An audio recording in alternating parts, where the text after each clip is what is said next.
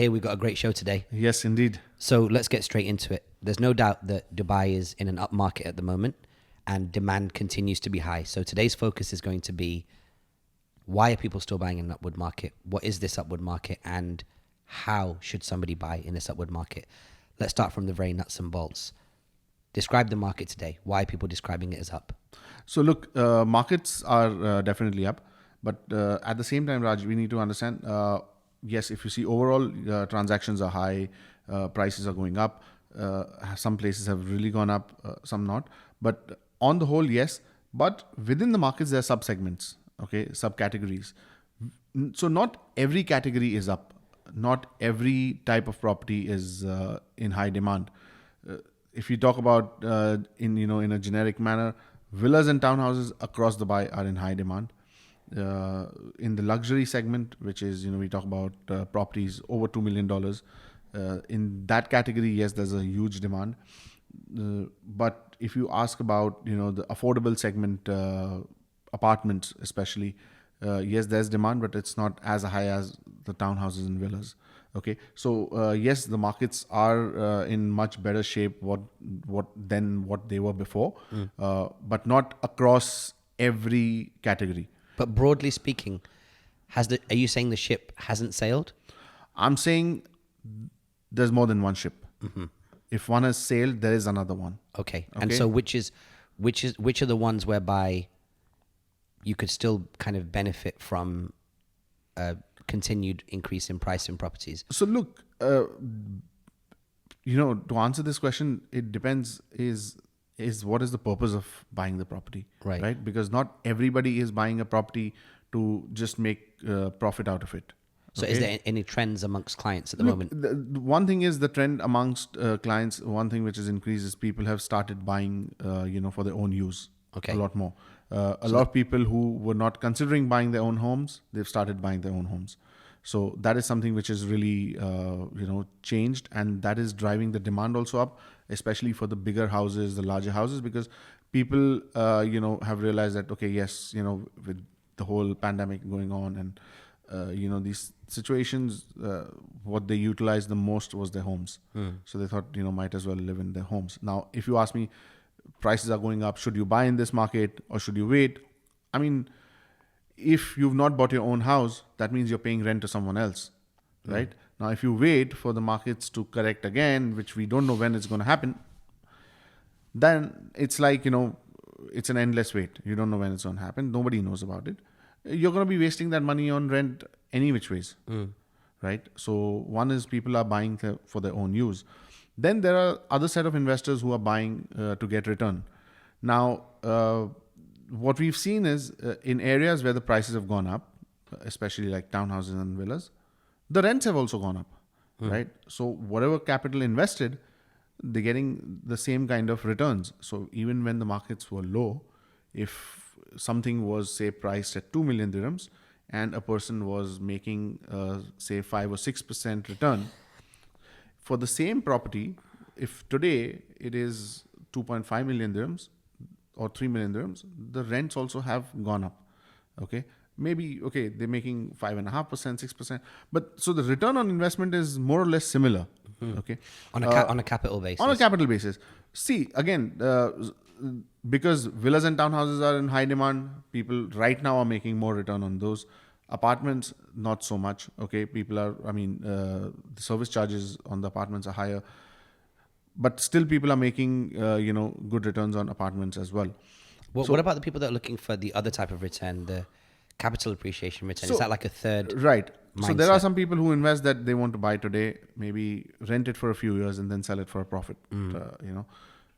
For them, they can buy properties at a good value, but depends on what they're buying. When this category comes in, selection of the property is the most important thing in this. It's a key. You don't need to rush into a property which, you feel, oh, this is going high, so I'll also buy townhouses are going high or villas are going high, so I buy a villa at a higher price, expecting that it'll go even higher and sell for a profit. So that segment also, there is, as I said, there's more than one ship. You need to be very specific on what you buy. And then there are also people today looking at Dubai as a second home, as a holiday home, a place to have a base over here. We're seeing a lot of interest from people wanting to buy a house, not to rent it out, not to live in it permanently, not looking at selling anytime in the near future, but as a holiday home, as a pad, as a place where they want to come, enjoy whenever they want to come. So this is also something which is really, this trend has increased. That kind of person is somebody who's already fallen in love with Dubai Yeah, as a I mean, for vacation. them, for this type of a buy, it doesn't really matter if the price is, was 2 million 2 years back and today is 2.5, because for them it's an investment as a very long term investment, and it's about utilizing and having a second home, right? Because a lot of people wish to spend some time, not maybe full time in Dubai, but a few months in a year, and they want a nice holiday home, maybe by the beach, by the golf course, whatever. And yeah, that's also a type of buyer. And for them, it doesn't really matter. Markets are up or down. They've made a decision today that they want to invest into this. They're investing. And it's a convenience thing as well, right? Some It's a people just convenience want a as well. second life here. Yes. Yeah, excellent. So we basically broadly got 4 types of people. We've got the people that are, there's an increasing number of people that want to buy to live in. Yeah. There's remains interest from investors. And from an investor perspective, they're making the same relative percentage yield and ROI. So nothing really changes there. You've then got the people that are doing a short-term investment, short-term landlords that hope to sell in the near term.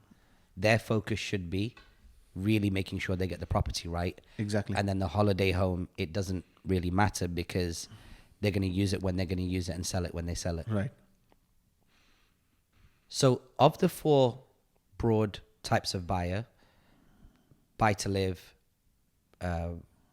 rent as a landlord short term and sell, and then as a holiday home, of those 4, who is best set up to benefit from the market that we're in today? And where should they put their money? We'll go through all of them and where they should put their money, but who's best set up?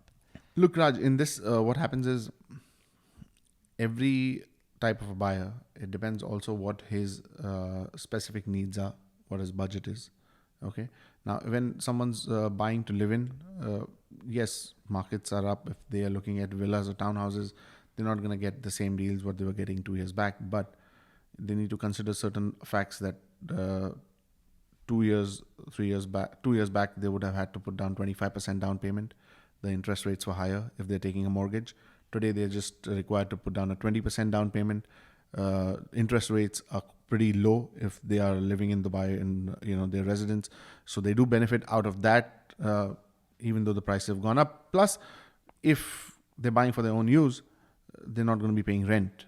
Right? So what you're saying is that 2 years ago, you'd have got a better deal on the property, but you'd have probably felt more pressure from a cash flow perspective by having a higher deposit and higher interest. Absolutely. Now you may end up paying more for the property in terms of the ticket value of the house. But from an out-of-pocket point of view, if you're on a mortgage, you'll be able to keep more money in your pocket because you put only 20% down and you're paying 30 to 40% less in interest. Yes. That's a huge point. Yeah. So is that attractive, right? Are you doing business with those people right now? Yeah, that's one of the reasons a lot of people are also looking at buying, because interest rates are low. The LTV is only 20% what they need to put in. And this has helped a lot of people making decisions to buy a property. Okay. Let's move on then to the traditional overseas investor. Yeah. I'm assuming that anybody who can get over here and buy something will still get a good head start on the fact that the Indian investors are not here at the moment. The US and European investors aren't here at the moment. You mentioned some other markets in a previous episode. I think it was India, Pakistan, and Saudi. Saudi just opened up, as we record this episode, just a day back. So, So would you Saudi, suggest that if you can invest here, to get in here now, whilst other investors are not able to play in the market? Look, yes, you still have value in the market. You still have properties at good prices, because one thing which I strongly believe, that some prices which we saw 2 years back, 2019, in certain prime locations, they, Raj, were, we always talk about fair value, overvalued and stuff. But some properties at that time were literally undervalued. What does that mean? They were cheap? When I say undervalued, they were so cheap that if At that time, someone took a piece of land and built that same type of a property, it would cost much more than buying that ready property. Wow. So Okay. the owner of the So property was in negative equity. yeah, it was in negative equity. Not only that, what prices people were, willing to sell it was literally out of fear. Okay, because a lot of people lost hope.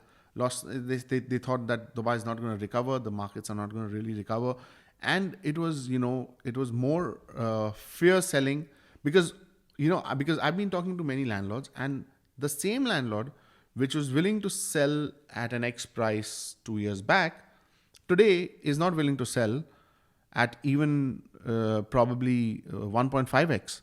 Okay. Wow. Why? It's his financial position has not changed, it's remained the same. It was not that he needed that money at that time, but it was fear.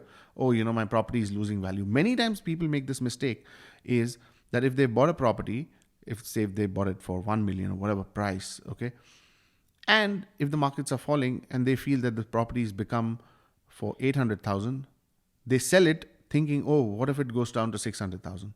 But what they don't realize is that even if it is, if the value of the property has gone down and if the property is ready, they're still making a return out of it, okay, on their investments. Now, so some values had gone really low. So now if you talk about overseas investors, so today if you see at the market, there are some properties, yes, which they have gone up in value, and they might continue going up because there's not much supply in certain categories. Certain categories are still fairly valued. Okay, they are fairly valued, they've not really gone up in price that much, and there is good demand coming in. And slowly, once the borders open up completely, the demand across the other segments will also go up. Okay. And then is there anything that's overvalued in your opinion? I wouldn't say. Because that's the number one thing that critics will say, Look, right? yes, some properties have gone up. Okay, they might soften a bit. Sometimes also it happens that the demand is seasonal. Okay, sometimes it goes up really quick and then it might settle down a bit, but of course it's not going to go down back to the levels what it was before. Some categories, some communities, you could say, okay, that are at a very high value. But then again, if there's not much supply coming in, and if there's a demand in those communities, it can go even higher. So before we wrap up this point, let me just circle back one moment. You mentioned the word fear. Yeah. There's certain things that Dubai can do to create confidence in the market as a government, and certain things that they can't. Right. Certainly when people are not able to fly into the country, or tourism is down, visitation is down, often as a country there's not much that we can do about that. What has Dubai done well to prop up confidence in the market? Because we've seen increases in Okay. visa stays and things So like that. I'll tell you what.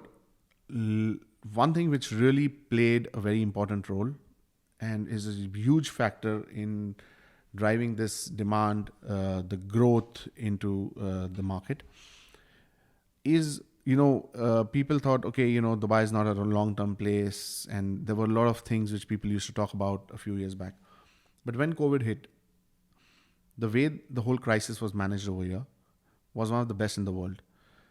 Today, as we speak, still there are a lot of countries which are going through a lot of trouble coping up with COVID. Dubai handled it really well. They kept the borders open.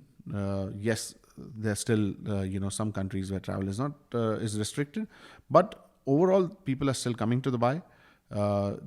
They felt that this place is a place which handled the whole situation well. So this gave a confidence to the people. People got all of a sudden have got this confidence in Dubai that this government has really acted well and done a great job handling the situation. So this has actually attracted a lot of people to make Dubai as one of their bases, because what I'm seeing from a lot of overseas investors is they're saying whether we use it make Dubai our permanent base or we keep it as a second home, we want to have a base in Dubai.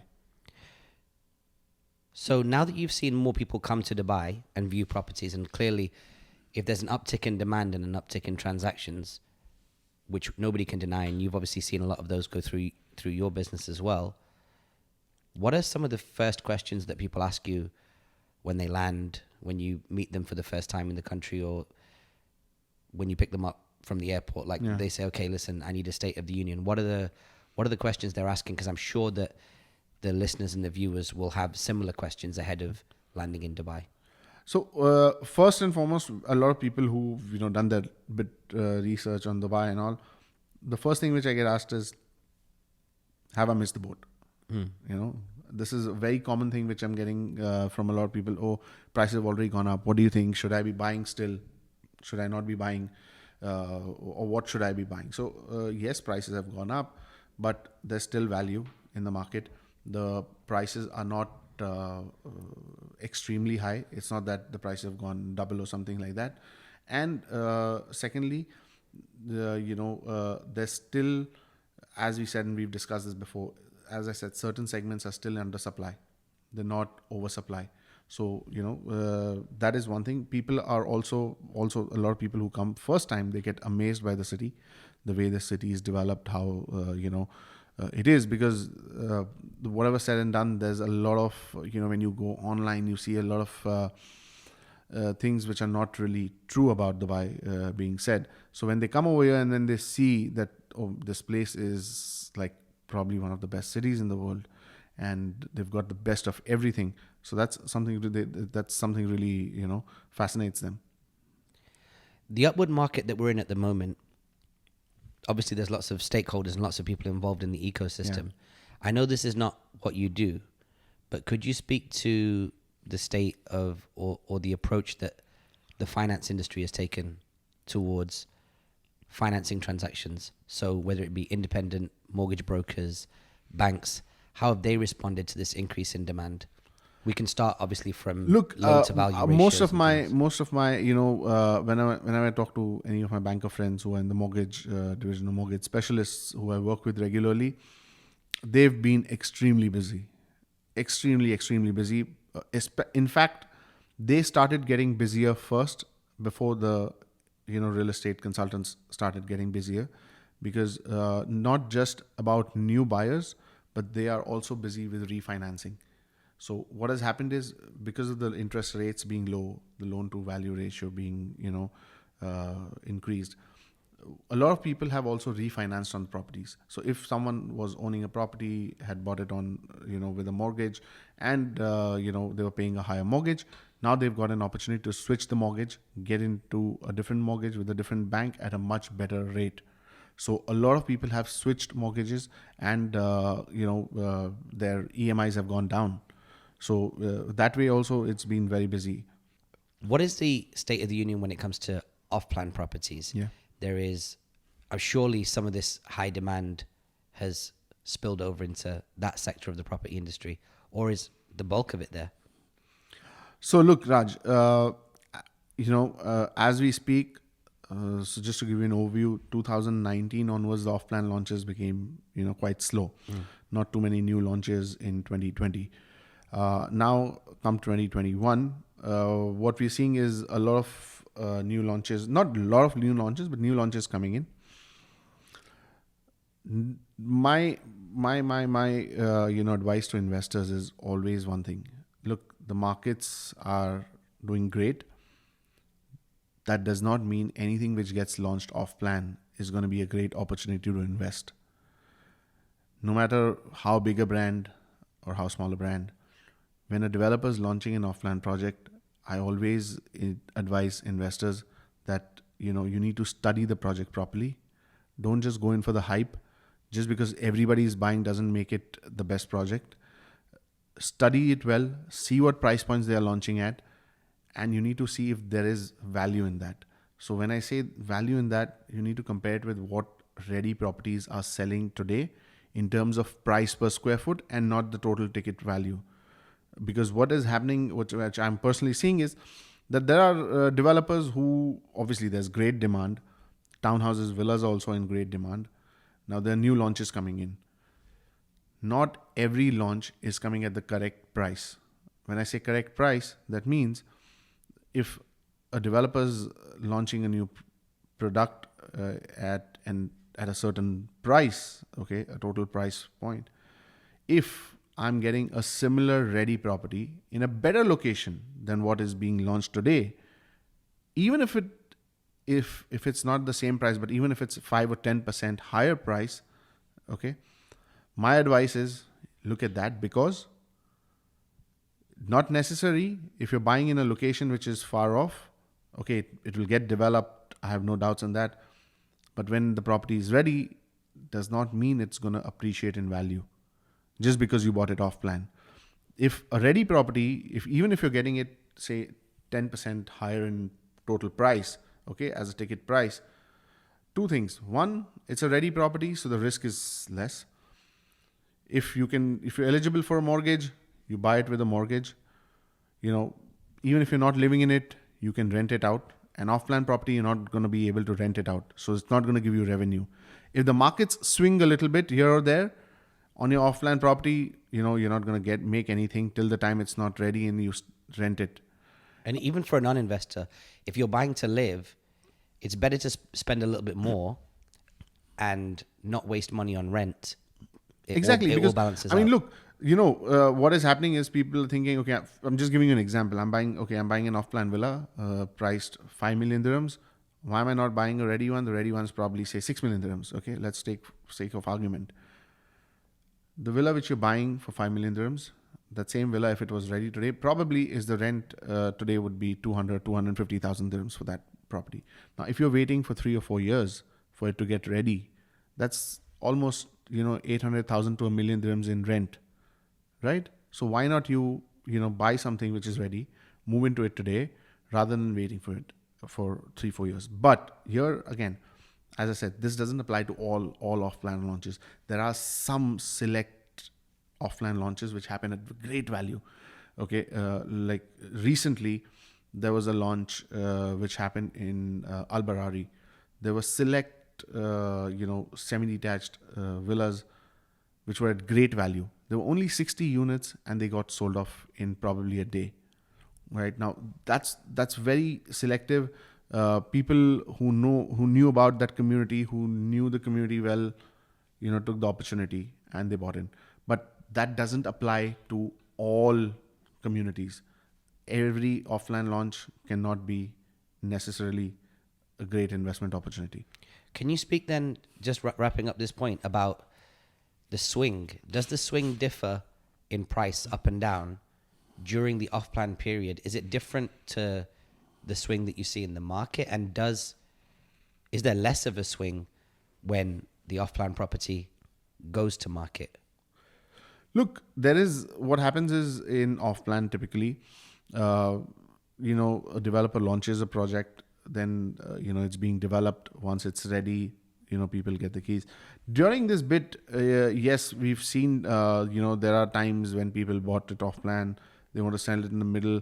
Not necessarily it's easy to sell.